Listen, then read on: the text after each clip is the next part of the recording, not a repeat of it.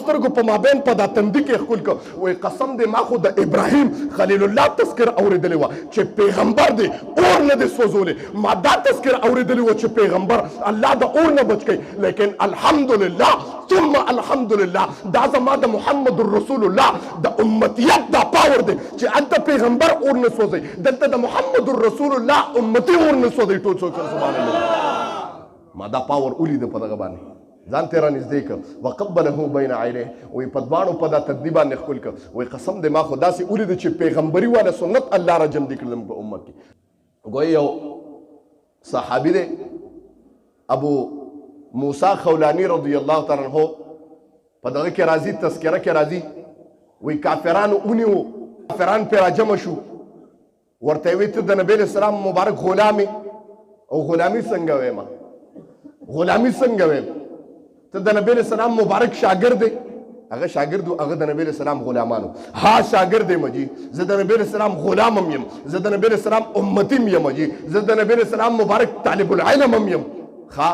ما خو د صحابو ایمان او جذبه اورېدلی کافران پرې راجمع شو معاذ الله محمد رسول الله ورته دغه کې وایي ده ته کنځل وکړه معاذ الله هغه ورته داسې وکتل دا ته ما ته د چا په باره کې دا خبره کوي کافران د دنیا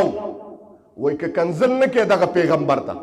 و د خپل آقا ته کنځل نه کوې چې ته زما آقا دی هغه وایي زما آقا څه کوي هغه امام الانبیا دی هغه د تمام انسانیت آقا دی زما محترمو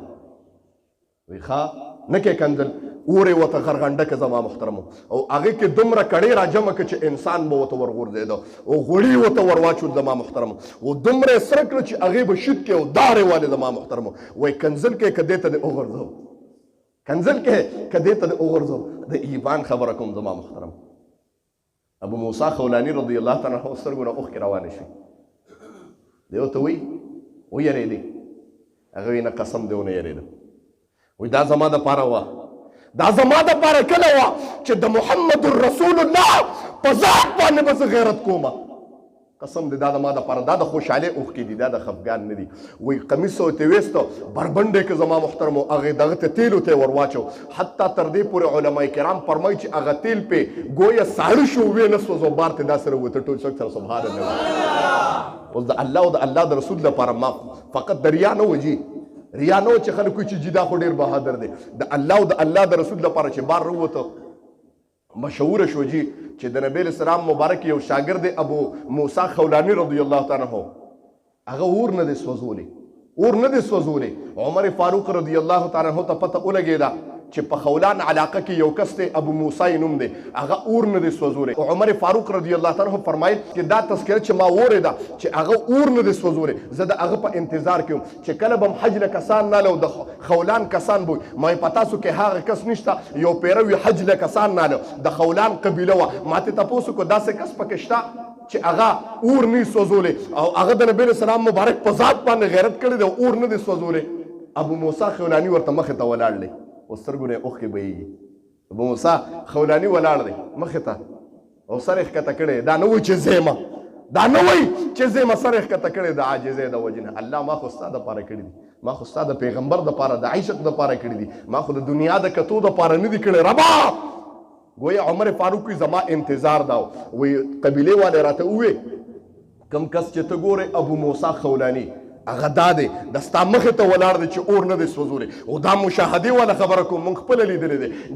گویا روایت کې گویا دغه کې لیکي فعانقه والتزمه ځان ته یې رانږدې کو غېږې ته یې رانیزو وقبله بین عینین د دواړو سترګو په مابین په دا تندي کې ښکل کړ وایي قسم دی ما خو د ابراهیم خلیل الله تذکر اورېدلی وه چې پیغمبر دی اور نه دی سوځولی ما دا تذکر اورېدلی وه چې پیغمبر الله د اور نه بچ کوي لیکن الحمدلله ثم الحمدلله دا زما د محمد رسول الله د امتیت دا پاور دی چې هلته پیغمبر اور نه سوځوي دلته د محمد رسول الله امتي اور نه سوځوي ټول څوک سبحان الله ما دا پاور ولیده په دغه باندې ځان ته رانږدې کړ وقبله بین عینه وایي په دواړو په دا تدبیر باندې ښکل کړ وایي قسم دی ما خو داسې ولیده چې پیغمبري والا سنت الله را جمع دي کړل په امت کې هغه دا ولې هغې که اسلام کې داخل شو داسې داخل شو زما محترمو صحابه کرام رضی الله تعالی عنهم هغې ته پته و چې فقط زه که څه کوم نو دا د الله دپاره کوم که د محمد رسول الله سره زما کوم عشق دی او زه امتي یم په دا باندې الله خوشحالېږي الله پرې رضا کوم جي د الله سره لین دین زیاتېږي الله مې ځان ته رانږدې کوي